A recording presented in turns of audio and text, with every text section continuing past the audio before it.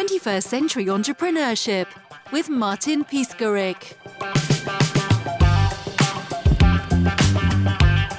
What inspired you to become involved in sustainability?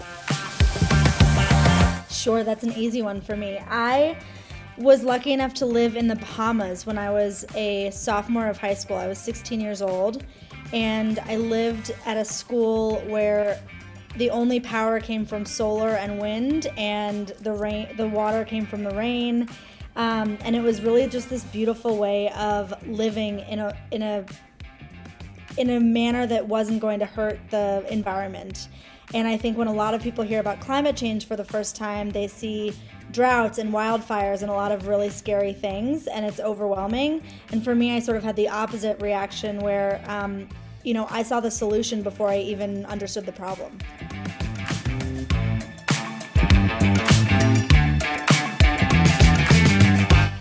Okay, I understood that perfectly. But my second question is, what do you think are the most important issues facing sustainability today? Well, that's a good question because it's so intersectional, and even these, I think sustainability, the definition that I use is living in a way that meets your needs but doesn't compromise the needs of future generations, right? And so, there are certain things like child labor laws and having only white men as CEOs, those types of things aren't solving climate change directly necessarily, but they're not sustainable. And so I think there are so many, what always comes back to me is really climate change. I think most of the other issues in terms of water and waste and everything else directly feeds into the heating of our planet, and that could be catastrophic and irreversible. And so I personally, I focus most of my time on that, but I think you can make a case for any of these different factors. Are people lazy, or they have low awareness level, or what's the issue? Where's the problem? I think we spent way too much time debating if it was happening or not, which was a waste of everybody's time. Because everybody knew that it actually was happening, but it was politicized in some way. So I think that was the first problem. I think now people don't want to change. And at that time, it was also difficult to convince people to take real action because people weren't seeing the effects in real time, right? It was really hard to convince someone to do something when they knew that their grandson probably would see the effects, but not even their children. Now we're at that moment where we are all seeing this in real time. Anybody who's alive today understands that climate change can see it perfectly. And if they don't, I don't think they're telling the truth, to be quite honest. I think it's just hard for people to change their behavior. And so my approach has been, let's try to help change a little bit of our behavior, but let's put the pressure on governments and companies so that people don't have to change their behavior and they can continue to live in the way that they want to, but it's not as detrimental to the planet. So, one example that I think of is getting coffee every single day. Plenty of people go to Starbucks every single day. That's not sustainable. There are obviously ways to make coffee at home that are super easy. Instead of putting out a lot of campaigns teaching people how they can make coffee at home, I would rather put that energy into having Starbucks create a reusable coffee cup so that you're not wasting millions of plastic cups every single day, right? That aren't recyclable. So it's little things like that where we can, if we put the pressure on the corporations to make these large scale changes, they'll happen and hopefully the consumer will barely even notice them. But on the global level, is it expensive to society or? No, not at all. It actually is so much more expensive to deal with the catastrophic effects of climate change and the cleanup that, that's part of the difficulty, I think, in the way that our governments are structured and in the way that companies are structured is we think of these short-term costs, right? We think of how much will it cost today? We don't really care about what's going to happen in a year or two.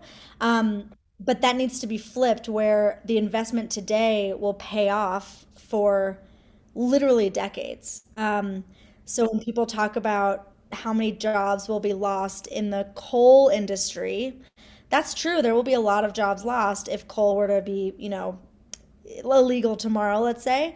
But in the long term, there's such a bigger opportunity for investment in renewables and alternative energies that net wise, you're creating so many more economic opportunities, I think.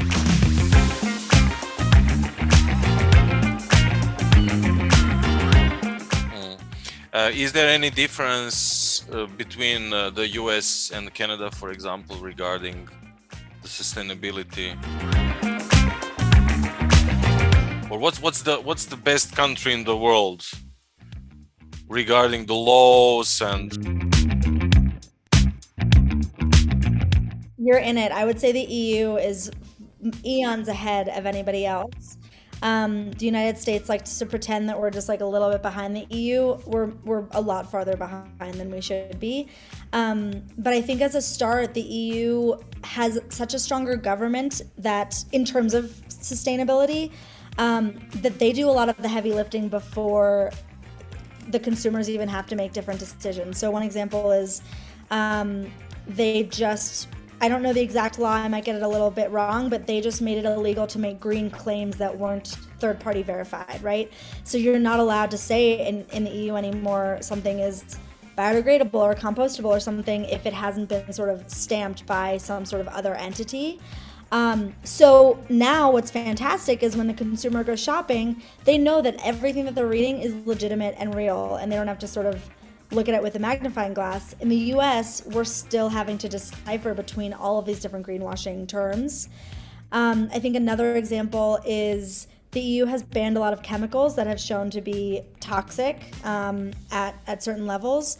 The United States, we're actually not as bad as a lot of people think. We're not going to let products go to market that are going to kill people, but we have a long way to go. So it's been on the onus of these individual companies to say, like, we're paraben free, or we don't have A, B, and C chemicals, and that's just another layer of really tough for consumers.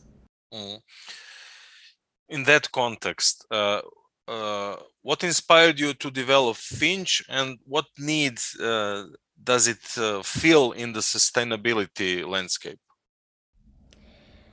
So in 2016, actually, speaking of the government, this was, I think, a big part of it. Donald Trump became president, and it became clear immediately that he was not having our best interests in mind from an environmental standpoint, right? He was going to roll back a lot of clean water, clean air, clean anything regulations. And I think for so long, we as a community were so focused on, like, the government had our best interests in mind. Even before Obama, it was kind of like, Nixon started the EPA, we're going to be fine. And I think it was a big aha moment for a lot of Americans to finally be like, I need to really take this on myself because I don't want the planet to blow up. And so at that time, I was working at Unilever, and a lot of my friends and family started coming to me with these questions on, how do I do this myself? How do I live a more sustainable life? How do I buy a sunscreen that's not going to give me cancer? All of these questions, I didn't have a lot of the answers, and I didn't know where to direct them, because online you found these like wonky academic sciencey papers which were based in real data, but really not that fun for the average person to read. And then on the other side, we have this rise of bloggers, or anybody can write an article online and post it online, and they would say things like, this product is eco-friendly or all natural, and that wasn't based in any type of science. And so I found this gap of, where are people supposed to go for this real data source that's fun and accessible to understand? So that was sort of the beginning of Finch, and it's evolved into this platform that rates products. And so we take over 200,000 data sources and use machine learning to ingest a bunch of attributes, and then for each product, we'll give a score based from 1 to 10. Okay, let's go into that direction. What are your favorite tips and tricks for living a sustainable lifestyle? And then we will go back to your organization and to the project per se. There are so many different directions. I think the first is, and this actually doesn't really touch the Finch ecosystem right now because we're not doing food, but I would say abstaining from meat at least once a week as a start. The meat industry is really problematic for the environment. If you're talking about conventional meat, obviously there's amazing work being done in regenerative agriculture, alternative meats, etc. But generally, that can make a big difference if you abstain. You know, even if you're a vegan once a week or just a vegetarian, that can make a big difference. The other thing that's just general is think about what you use on a daily basis that lasts more than 30 minutes, right? So when you get a cup of coffee in the morning, you're throwing that away after you finish drinking it. Do you buy a bottled water? It's the single use, not only plastic, but just single use objects that can be actually reused. It's really easy for me to replace my disposable water bottles with a reusable one. I have an aluminum reusable one that I love. I have silicone Ziploc, not Ziploc because I think that's the brand, but silicone baggies for leftovers that I just put in the dishwasher and clean after every single use. And so there are little tricks like that, particularly kitchen related or bathroom related, that save a significant amount of waste. And then a third, I would say I like to work in threes. I think a third is just your energy use, making sure that you can walk and bike or take public transportation wherever you can, minimize the amount of times you're in the car, getting gas. There's so much you can do in your own home, whether you live in a rented apartment or you have your own house, in terms of insulation and buying partly renewable energy, etc.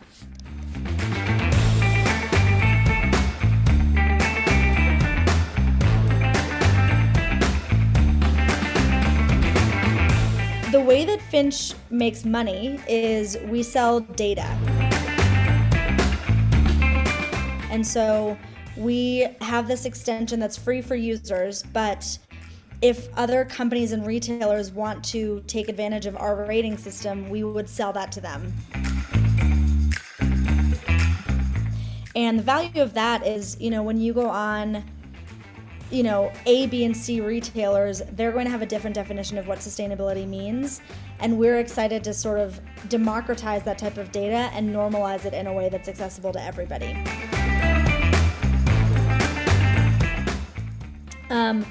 This came up, I think initially we were thinking that the first way we would monetize is to gather behavioral insights and sell them to brands.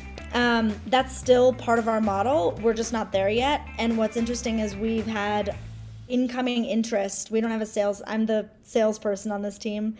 We've had incoming interest from people saying like, how do we utilize you guys to help us be more sustainable, which has been fantastic. So that's an example of, you can plan all you want when you're in the early days of your company, but you kind of have to let the market determine in many ways what the world needs and how you're going to make this a viable business. So we've had to pivot in some of those ways. Our team is 5 full-time employees, and then we have between 6 and 10 part-time people who are crucial, and I wish they were full-time, but it's everything from growth marketing to graphic design to branding and messaging. And then our full-time includes a bit of data and tech and science and then sort of operations. I started just myself. I self-funded this in the very beginning. I didn't have any employees. I would pay people in equity to come help me and maybe a tiny bit of money. I feel strongly, this isn't the first company that I've ever run myself, so I have an example of one to go off of, but I feel strongly for me that the best way to do it was to raise money as quickly as possible. But, it's a sweet spot of you want to wait and raise money when you have something to show, but you also don't want to bootstrap very much. I think my dad gives this advice, which is if you don't have time to do it the right way, now, when are you going to have time to do it over again? And I've been really using that as my starting point from Finch, which is like, could I write up a legal contract and do my own accounting and all those things? Sure. But A, is that the type of thing I want to spend my time on? And B, wouldn't it be easier to just like get professionals in now and do that? And that's a very privileged position to be in because we have the resources to do so. But that's worked really, really well for me. And so we raised some money early on, and then we're basically trying to prove out, the extension and the user growth, and then we will raise another round of funding in September, which we're excited about. I started this company in COVID, in March of 2020, so we're as old as COVID is. And so we had no choice but to start remotely, which was fantastic because I had a talent pool of, I limited it to the United States, but was able to hire a lot of really fantastic people across the country. And we work remotely pretty well. We have a rule where we try to meet up as a full-time team every quarter. So it's generally between like 3 and 4 months, we'll meet up in person and do a mix of just working in person, but also enjoying time together and just having a good time. We're getting into this interesting time where COVID is hopefully getting in our hindsight, and I have to do some thinking around if we want to switch to some sort of in-person model where it's flexible. But the problem is I've hired too many good people that are in too many places to start over again. So that's an ongoing process. What about the extension per se? So how does it work? So the extension works on your browser. So if you have Chrome, for example, you would go to the Chrome store, you type in Finch, and you download it. And then the value is every time, it only works on Amazon right now, but we're quickly, hopefully improving that. Every time you go on Amazon, you type in a product and Finch will pop out and it will show you, okay, this product that you're looking at gets a 6 out of 10. Here are 3 alternatives in case you're interested in making a better purchasing decision. And so that allows you to, the value of an extension versus an app is it's already right there. You don't have to remember to go to it every time you're shopping. It just pops up. And so it's a little bit stickier for users to use. And then, when you purchase something, we're getting to know you as an individual better. So we'll be able to start recommending products you might like and things like that. Your company, so Finch in 5 years. Finch in 5 years is going to be the third-party verified source of what makes a consumer good sustainable. And so we will incorporate all the certifications, all of the aspects, and instead of going to one place for the packaging and one place for ecotoxicity, Finch will be that one-stop shop, and it will be both consumer-facing and B2B. So it will be where consumers go whenever they Google what type of sustainable body wash should I be buying, but it will also be incorporated into the back end of all the retail, e-com and retailers who want to be able to show their consumers what's sustainable and what's not.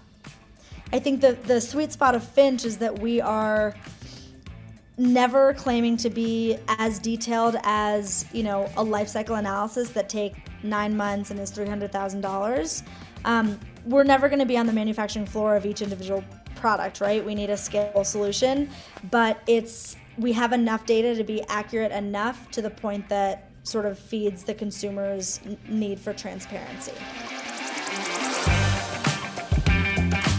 To find out more about Finch and to understand the impact of the products that you're buying, go to choosefinch.com, download our extension on Chrome, and email me at hey@choosefinch.com. I love working with users and communicating with them, so let us know what you think of the product, if you have any questions, and please share feedback. 21st Century Entrepreneurship with Martin Piskarik.